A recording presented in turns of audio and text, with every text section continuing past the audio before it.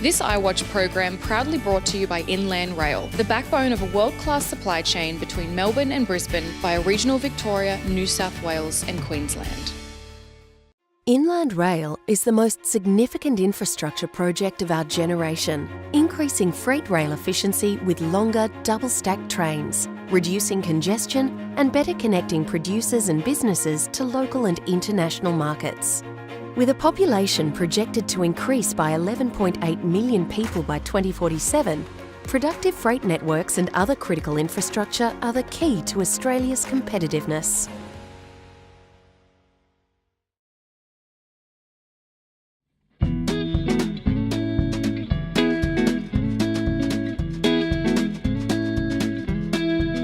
Hello, welcome to Rural Crime Investigations, a monthly program designed to keep you up to date with what's happening in the world of crime fighting in rural and regional New South Wales. Each month we'll cover a wide range of rural crime topics and stories from around the state. Meet and get to know some of the New South Wales Police Force Rural Crime Investigators, RCIs, who are out there protecting the livelihood of our state's farmers, their families and agriculture. We'll also be providing some handy tips to protect your property, assets and homes, making it harder for criminals. When police required assistance in northern New South Wales as part of a major cannabis eradication program, RCIs formed part of a larger group, which also included Pol Air, the Dog Unit and other specialist units, all of whom went deep into the dense bushlands of the Richmond, Mid-North, Tweed-Byron and Coffs Clarence police districts in search of illegal crops. Their hard work paid off with the 2018 Cannabis Eradication Program seeing police seize over 7,220 plants with an estimated potential street value of $14.4 million. Here's how one of many RCIs played a major role in the success of this year's Cannabis Eradication Program. It's the annual operation that targets the roots of the drug trade, and in the past 30 years, the Cannabis Eradication Program has wiped over $360 million worth of illegal plants from the market. Cannabis is a big deal. It's a commodity that can gain a lot of wealth for criminal networks and organised crime. It's an easy way to use that wealth into mobility into other criminal enterprises. It's a team effort, with officers from the State Crime Command, Rural Crime Investigators, Pol Air and the local police, this time from the Coffs Clarence Police District, all working together.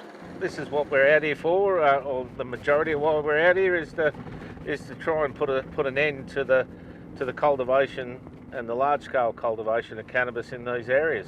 And with thousands of hectares to cover, it's not hard to see why. From the air, what the crew are looking for, they're looking for changes in the vegetation. A lot of the natural vegetation has been killed off and been slashed down. From the air, that can stand out.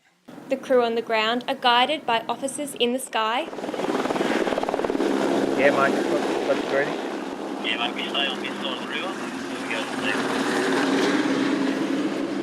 We're just trying to find it at the moment. It's a couple hundred metres that way, but we're just trying to find the proper path in. And 30 minutes later, the plants are discovered. Yeah, got the crop site, got it in my sights. It's wired off. It's, I don't know, be 50 metres by about 30 or 40 metres, maybe a bit bigger. When you look at the number of plants that are there, which has got to be well in excess of 100, you would think. In fact, 400 plants were found at the site, which was located in a national park bordering on a neighbouring property. This is going to be hard work. Pardon the French, Rob. And the terrain is not the only obstacle that police may face. Yeah, so we best just look after ourselves first and we'll chuck the camera on in a few minutes. It took 14 officers 3 hours to remove the plantation in another successful operation. We've achieved some great results with the assistance of the local police and the rural crime investigators in northern New South Wales. We've significantly seized over 7,000 cannabis plants and we've stopped, I guess, $14 million going into the pockets of organised crime. So it's been a very, very successful operation. But for the team, it's just all in a day's work. As you see, not easy. Thanks to a grant from the New South Wales Government, the New South Wales Farmers Association has partnered with New South Wales Police Force Rural Crime Prevention Team to deliver 26 workshops across regional New South Wales between September to October. Here are the dates and locations of the get-togethers. These get-togethers are a great way for police to meet and speak with farmers about how they can detect and prevent crime, hear about new crime-fighting technologies, understand how to report crime to police and learn what to do if crime occurs. Visit www.newsouthwalesfarmers.org.au for more information and to register your interest. Joining us to give an insight to how New South Wales Police Force has evolved the Rural Crime Prevention Team and improved capability over the past 12 months, Deputy Commissioner Gary Warboys. This Rural Crime Investigations program is a great opportunity for me and other police to share with you some of the excellent work being done by rural crime prevention teams all around New South Wales. In 2017, Commissioner Fuller made a commitment to the people of regional New South Wales to address incidents of rural crime in our state. As a result, more specialised police resources have been deployed to regional New South Wales, such as additional rural crime investigators who are specialists in their field of policing, and increasing the number of police on the ground to fight rural crime. We've deployed more specialist law enforcement technology to assist police to detect, investigate and prosecute criminals in rural and regional areas. We're meeting with farmers and rural communities to discuss rural crime issues and importantly listen to the concerns through more community engagement activities at regional shows, industry events, and we've been far more interactive via social media such as iWatch. Rural crime affects the lives of thousands of people from the rural industry right throughout New South Wales. Some of those effects include the costs associated with lost revenue and the damage caused to the state's economy, increases in insurance premiums and just general running costs, and then the emotional costs suffered as a victim of rural crime. Rural crime has an impact not just on farmers and their families, but whole communities. Rural crime affects all of us, literally from paddock to plate. For those working on the land, it's hard enough running a farm and a business, and should not be further compounded by the added stress of illegal activities and criminal acts against our rural communities and industries, which are the backbone of New South Wales and Australian economies. One initiative the New South Wales Police Force is pleased to be able to assist with this September and into October is a series of rural crime get-togethers for farmers and police, hosted by the New South Wales Farmers Association and thanks to a grant from New South Wales Government. These rural crime get-togethers are free for farmers to attend, and I would strongly encourage those working on the land to register and come along and meet with other farmers, and we will listen to what you have to say and give you the best advice and tips on ways to better deter, detect and report rural crime. Thank you for watching.